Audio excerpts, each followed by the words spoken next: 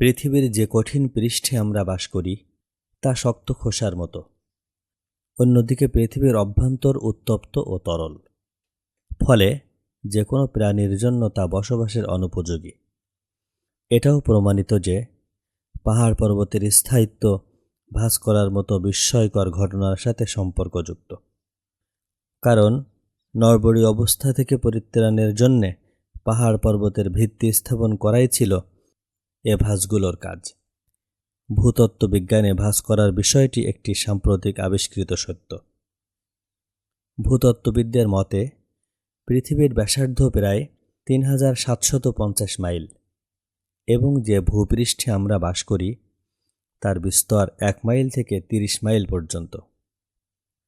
যেহেতু পৃষ্ঠটির বিস্তার পাতলা, সেহেতু আন্দোলিত হওয়ার সম্ভাবনাই বেশি। পাহাড় পর্বত পেরেকের মতো ভূপৃষ্ঠকে ধারণ করার মাধ্যমে স্থিতিশীল অবস্থা সৃষ্টি করে। আল কোরআনে মহান আল্লাহ সুবহানাহু ওয়া তাআলা যে বিষয়টি হুবহু ঘোষণা দিয়েছেন। আল্লাহ সুবহানাহু ওয়া তাআলা বলেছেন, আমি কি ভূমিকে বিছানা করিনি এবং পর্বতমালাকে পেরেক তৈরি করিনি? বিখ্যাত জার্নাল দ্য আর্থ, এটা হচ্ছে সারা বিশ্বের বিভিন্ন বিশ্ববিদ্যালয়ে ভূতত্ত্ব বিষয়ে ব্যবহৃত প্রাথমিক রেফারেন্স বই। এ বইয়ের অন্যতম লেখক ফ্রাঙ্কো পেরেস, যিনি ১২ বছর যাবৎ আমেরিকা একাডেমি অফ সায়েন্স এর প্রেসিডেন্ট এবং সাবেক আমেরিকান প্রেসিডেন্ট জিমি কার্টারের বিজ্ঞান বিষয়ক উপদেষ্টা ছিলেন। এ বইয়ে তিনি তুলে ধরেছেন যে পাহাড় পর্বতসমূহ প্রেকাকৃতি এবং এগুলো অবিভক্ত বস্তুর এক ক্ষুদ্র অংশ মাত্র, যার মূল ভূপৃষ্ঠের উপরিভাগ থেকে নিচ পর্যন্ত দৃঢ়ভাবে বিস্তৃত। ডক্টর পেরেসের মতে পৃথিবীর কঠিন উপরিতলকে সুস্থির অবস্থায় রাখতে পাহাড় পর্বতগুলো গুরুত্বপূর্ণ ভূমিকা পালন করছে। পৃথিবীকে কাঁপা থেকে রক্ষা করতে পাহাড় পর্বতের ভূমিকার কথা পবিত্র কোরআনে সুস্পষ্টভাবে বর্ণিত হয়েছে। মহান আল্লাহ সুবহানাহু ওয়া তাআলা বলেছেন, আমি পৃথিবীতে ভারী বোঝা রেখে দিয়েছি যাতে পৃথিবী ঝুঁকে না পড়ে। আল কোরআনের বর্ণনাসমূহ আধুনিক ভূতাত্ত্বের উপাত্তের সাথে নির্ভুলভাবে ঐক্যমত পোষণ করে। ভূপৃষ্ঠের উপরিভাগ বহু সংখ্যক দৃঢ় প্লেটে বিভক্ত, যার ঘনত্ব প্রায় ১০০ কিলোমিটার।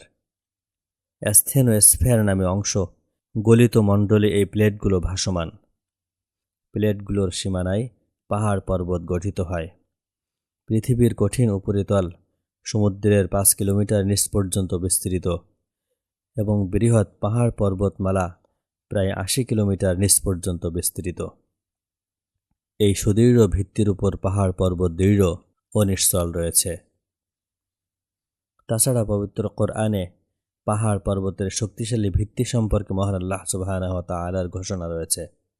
আল্লাহ সুবহানাহু ওয়া তাআলা বলেছেন, তিনি পাহাড় পর্বতকে সুদৃঢ়ভাবে প্রতিষ্ঠিত করেছেন।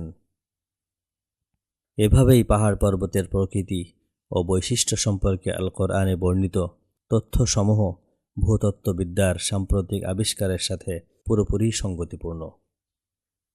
তাই তো মহান আল্লাহ সুবহানাহু ওয়া তাআলা পবিত্র কোরআনের সূরা আর রহমানে ৩১ বার প্রশ্ন ছুড়েছেন, অতএব তোমরা তোমাদের রবের কোন কোন নিয়ামতকে অস্বীকার করবে?